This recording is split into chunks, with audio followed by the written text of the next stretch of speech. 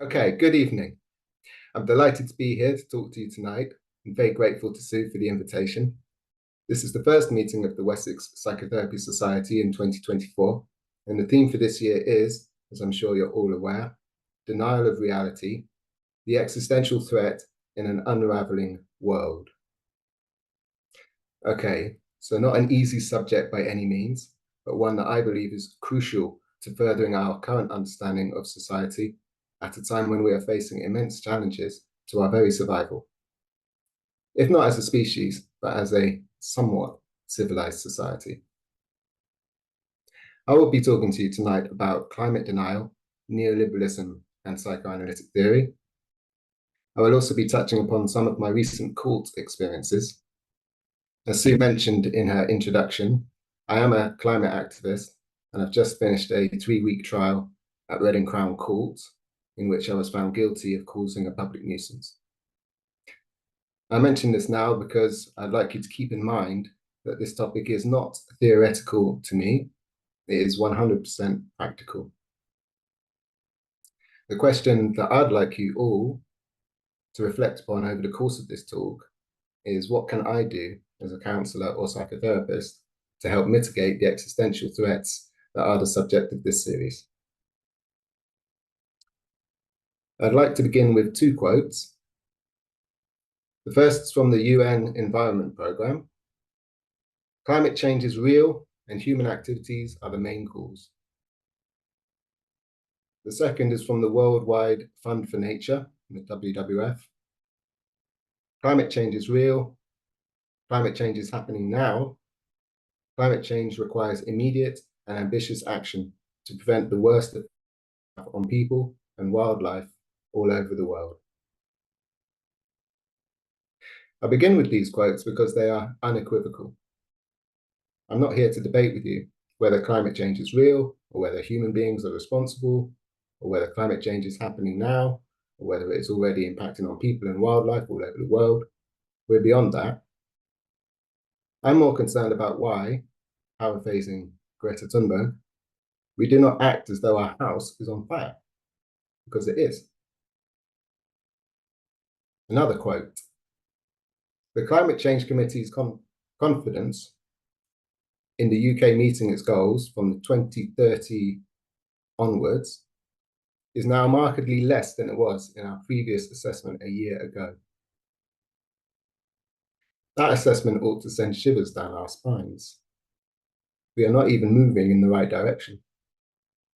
But how many of us allow ourselves to feel the fear, the terror, the dread of what is coming, and in many parts of the world has already arrived? Have we allowed fear to paralyze us? As a result of our own inaction, it ought not be a surprise that we are witnessing a rise of protest movements around the world. In the UK, there has been Extinction Rebellion, Insulate Britain, and Just Stop Oil. In Sweden, there is the School Strikes for Future movement, started by Greta Thunberg. In Germany, there is the strikingly named Letzte Generation. All of these movements aim to increase pressure on international governments to act now with urgency on the climate emergency. So what went wrong? How did we get here? Unfortunately, the UK and many other countries in the world, including the USA, Brazil, Australia, and others, are currently under the sway of neoliberalism, which is a particularly nasty form of libertarianism. Libertarianism is the belief in minimal government, i.e., minimal legislation, minimal regulation, and minimal taxation. Libertarians tolerate governments only in as much as they serve to protect property rights. Needless to say, they have no interest in social and/or environmental justice.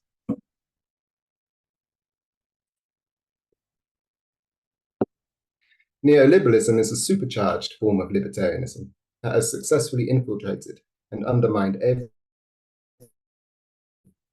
in pursuit of profit. I'm thinking government, the judicial system, the media, and even the scientific community. Let's work this through. The company exists for the sole purpose of making profit. If the company manufactures a product, profit is determined by the sale price minus the cost of materials, labor, and taxes. If the company offers a service, then it's the same calculation without the cost of materials. The sale price is usually determined by the market and cannot be altered substantially. Likewise, the cost of materials. If the CEO wishes to maximize profits, he or she must reduce labor costs, regulatory costs, i.e. taxes, or both. Therefore, under a neoliberal system, we can expect to see wage suppression, new forms of employment contract, i.e. fixed term or 0 hours contracts, machine automation, and increased use of artificial intelligence. In addition, we can expect to see regulation aimed at providing social and environmental protections being systematically attacked in the courts and in Parliament. In order to explain how neoliberalism works and why it's so dangerous, I will use the fossil fuel industry as an example. But please bear in mind that these same principles have been applied successfully in other industries, for example, the tobacco industry and the agricultural industry. Let's examine fossil fuel companies. They exist to make profit by selling fossil fuels, but they have a problem. The scientific community says that fossil fuels are damaging our environment and could lead to the collapse of our society. If the people find out about this, they'll be less likely to buy fossil fuels, which affects the bottom line. A potential solution to this problem is to cast doubt on the science. As a result, we see an extraordinary amount of investment into climate research by the fossil fuel industry. Unfortunately, that research is not freely distributed amongst the scientific community until after the fossil fuel companies have had a chance to examine and redact any bits that do not serve their purpose. Thanks to the work of the Intergovernmental Panel on Climate Change, the IPCC, fossil fuel science now represents an increasingly small percentage of the overall climate research. A few years ago, it was perhaps 3%, then less than 1%. Now it's a negligible percentage. As the years have gone by, the fossil fuel industry has needed new strategies to keep up sales. Let's examine the role of the mainstream media in sustaining fossil fuel sales, not only through advertising, but also, more worryingly, through fake or manipulated news. For decades, the BBC allowed itself to be manipulated into spreading climate doubt by retaining a fake sense of balance. For example, on news segments, the BBC would invite comment from two speakers, ostensibly one for and the other against, as if one could be for or against science. And who are these so-called experts speaking against science? In the past, they tended to be old, rich, white, conservative men with no particular climate credentials. More recently, that demographic has started to change, although they still display a very poor understanding of the science. What these different people have in common is that they are, more often than not, backed by secretive think tanks with opaque funding. Tufton Street in London has come under close scrutiny in recent years by journalists such as George Monbiot and climate protesters acting on behalf of Extinction Rebellion. It is now widely recognised as the symbolic home of UK climate denialism. The power of Tufton Street and its international counterparts should not be underestimated. Its remit goes far beyond the provision of a sceptical voice in the climate discourse. It will use every means at its disposal to divert attention away from the main issues, i.e. issues that are most likely to impact on the profits of its funders, for example, the fossil fuel industry.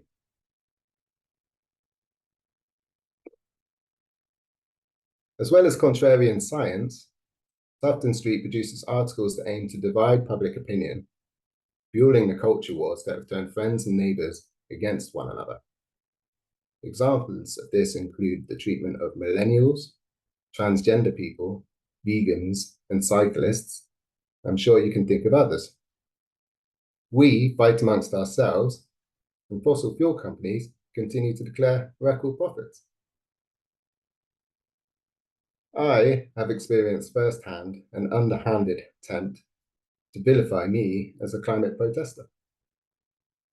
I was at a demonstration in Piccadilly Circus that was going reasonably well. The police had arrived and were in the process of arresting everybody. The protesters were acting peacefully, and the public was calm. Then, all of a sudden, a group of young lads appeared and started trying to wind everybody up to inflame the situation. I approached the leader of the group in my role as de-escalator and attempted to engage him in conversation. I found his manner curious, in that despite his apparent heightened affect, I found it very difficult to make any kind of emotional contact with him. It was as if he was simply playing the part of being an angry citizen.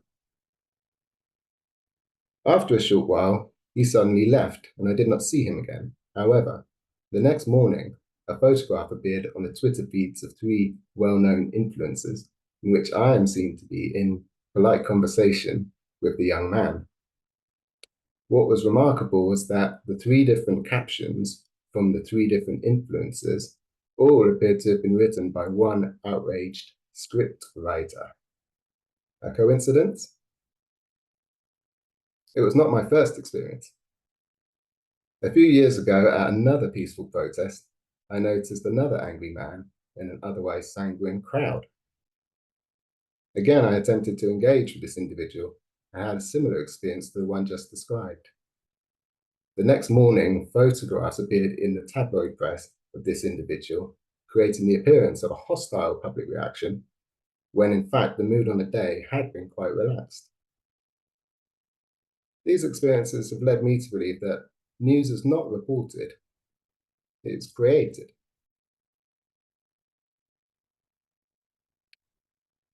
In a world in which public opinion is increasingly controlled by external forces, the path is open for populist governments to seize power by preying on people's base instincts and fears.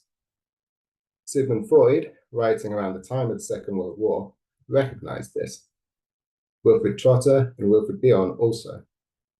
It is what led to the spread of fascism in the 1930s, and I fear it is back again today. We know that the fossil fuel industry has successfully infiltrated the scientific community and large sections of the media. It does not take a giant leap of the imagination to inquire whether those same forces may be influencing our government. Because controlling the public narrative is one thing, whereas controlling public office is another entirely. Look, we know that many of our politicians have financial interests in the fossil fuel industry. It was reported that the Conservative Party received £3.5 million in donations from fossil fuel interests in 2022. The UK Prime Minister, Rishi Sunak, also has connections to the fossil fuel industry. Last year, it was reported that Infosys, the company founded by Sunak's father-in-law, had recently signed billion-dollar deals with both BP and Shell. As much as that is, or ought to be, of concern, that is not the most troubling aspect of modern neoliberalism. In the old days, governments would stay in power only as long as it was believed they were able to deliver on the issues that mattered most to the general public. In modern neoliberal context, populist governments stay in power by attempting to directly influence the concerns of the general public. This process is not limited to the campaign trail.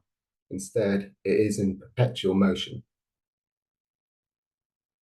As an example, the UK government has scrapped an extraordinary amount of existing legislation, and Brexit was a great example of this, aimed at regulating industry, providing workers' rights, food quality assurances, and environmental protections. The reason we can no longer swim in our lakes and rivers and sea is because the water companies prioritize shareholder returns over running a socially and environmentally responsible public service. At the same time, The government has simultaneously introduced new and more repressive legislation aimed at criminalizing and persecuting vulnerable groups in society, including immigrants, asylum seekers, social justice campaigners, and climate activists. This perpetual process keeps divisive wedge issues at the forefront of the political agenda, determining the newspaper headlines and discussion points for the media to lap up and regurgitate. I speak from personal experience. I'm currently awaiting sentencing for an environmental protest that I took part in almost 2.5 years ago. I've been found guilty of a crime that has rarely, if ever, been used against climate protesters and has no legal defences. I now face possible life imprisonment and/or an unlimited fine. Life-changing consequences for an act of both conscience and desperation. The trial itself was not interested in getting to the facts of the matter. The evidence brought by the prosecution did not add up. It was said that we brought traffic in the area to gridlock, but police video footage showed traffic moving in all directions. It was said that we intended to cause maximum disruption, but that was nothing more than an assertion. It was said that we prevented emergency services from getting through, although the police were able to reach us with their lights and sirens on. We heard that ambulance service had been affected, but no witness statements from paramedics or the NHS were presented. We heard that members of the public had been distressed by our actions, but again, no witness statements. We even had undisclosed emails from 2 large businesses saying that their operations had not been significantly affected at all by our actions. In defense, my co-defense and I argued that we were very sorry to have held up traffic, but that we did not know what else we could do. We argued that we have tried other ways to sound the alarm, but that nothing else had worked, and the situation now was dire. We argued that protest is the cornerstone of any functioning democracy, and that the rights and privileges enjoyed by all today were won by non-violent civil disobedience. We argued that disruption is a necessary part of any protest, and that other countries tend to recognize this fact. We cited the French farmers who drove their tractors to Paris in order to lay siege to the city. We cited the Dutch climate protesters who were arrested in their thousands for blocking the road into The Hague, but later released without charge. We cited the concessions made by both the French and Dutch governments in response to these protests, and we argued that this is precisely how democracy is supposed to work. In addition, we argued that we acted on behalf of those that do not have a voice in our society: people in the global south, other species, and future generations. Alas, our appeals fell on deaf ears. The jury found my co-defense and I guilty of common law public nuisance. All good people, teachers, carers, university professors, counsellors, who now face, as I've said, up to life imprisonment and/or an unlimited fine.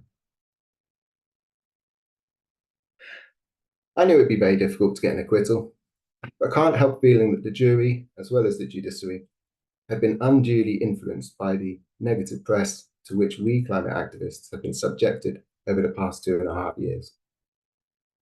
All that was required by the prosecutor was to channel that hostility and hatred into the courtroom, disregarding any factual evidence, and in effect doing on a micro level what the government and fossil fuel industry is doing on a macro scale. I do believe in accountability, but in this instance, I do not believe I received a fair trial. Neither do I believe that the punishment fits the crime. A starving man should not have his hand cut off for stealing a loaf of bread. An asylum seeker from Somalia should not be threatened with deportation back to neighboring Rwanda. A climate protester should not be persecuted for acting in accordance with his or her own conscience, when our very survival depends upon us addressing this problem. In any case, whilst our attention is directed towards the injustices inherent in the state and whether or not we agree with the harsh treatment of climate activists, Rishi Sunak is busy issuing new licenses for oil and gas exploration in the North Sea.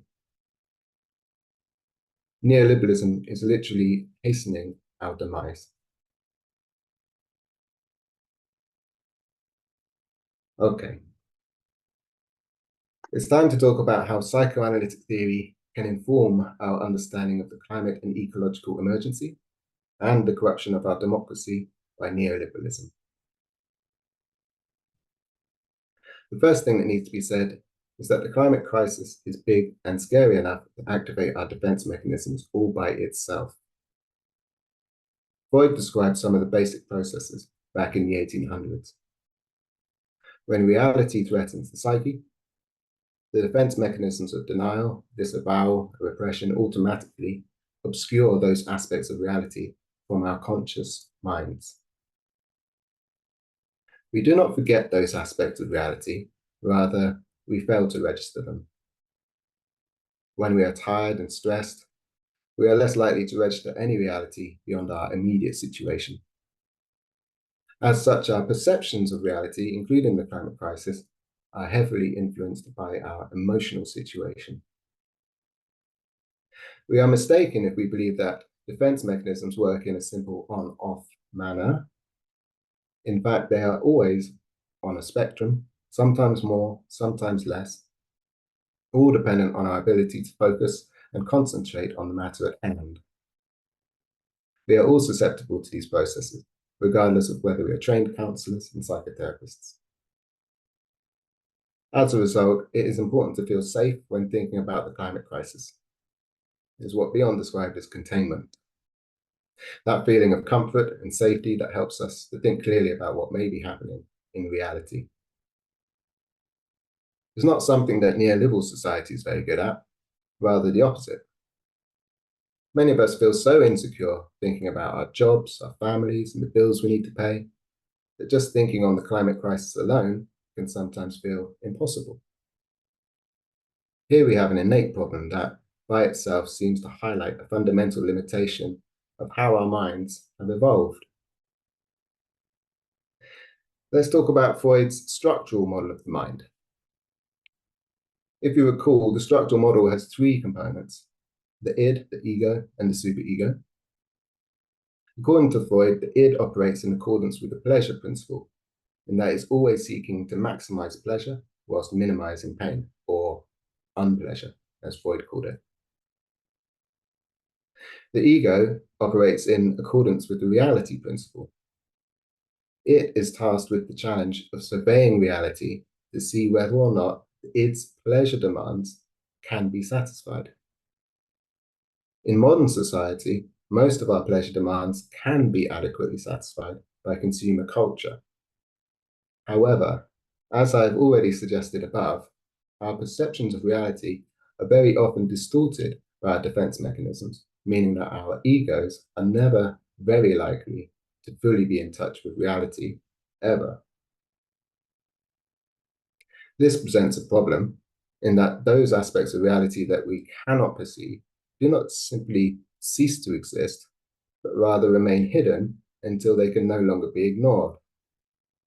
That is often why many people seek counseling and psychotherapy, because defense mechanisms that may have served them well in the past have finally brought them to crisis. The third component of Freud's structural model is, of course, the superego.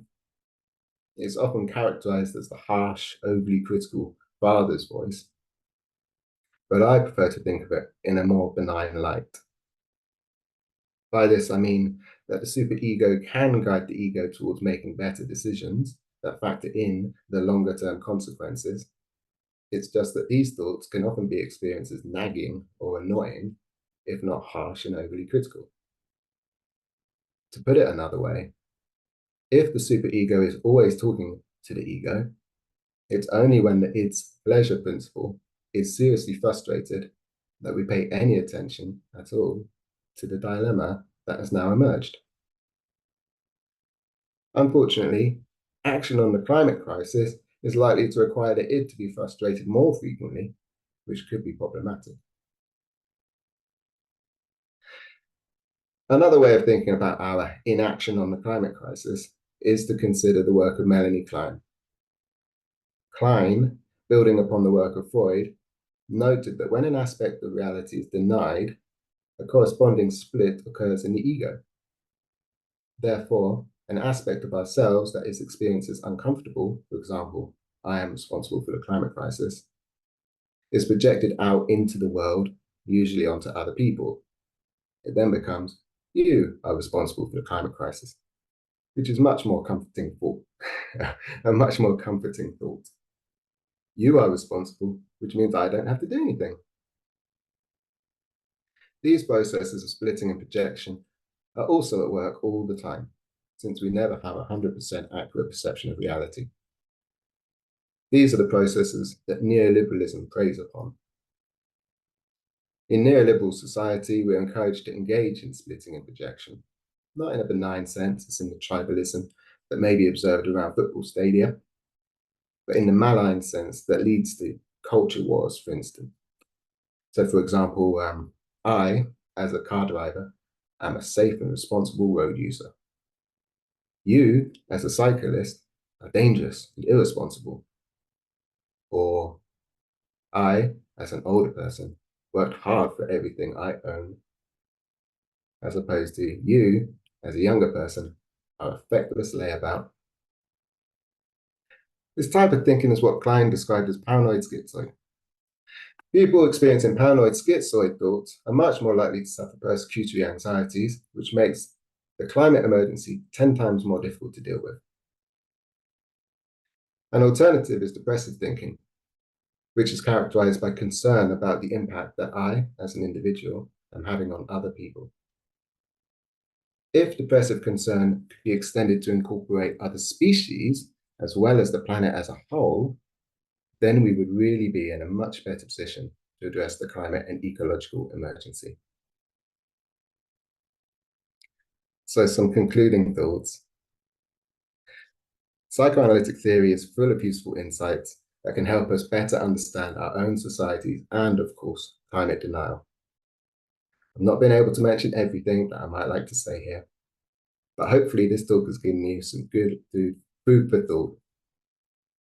Before I finish, I'd like to emphasize 2 points that seem to emerge more clearly as I was writing this essay.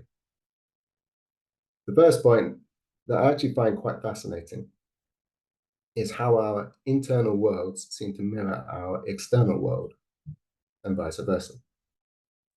When we deny an aspect of reality, that aspect does not cease to exist. Instead, the problem generally becomes bigger and bigger and bigger until it is a crisis. At which point we realize that we cannot solve the problem by ourselves, that we may actually need help.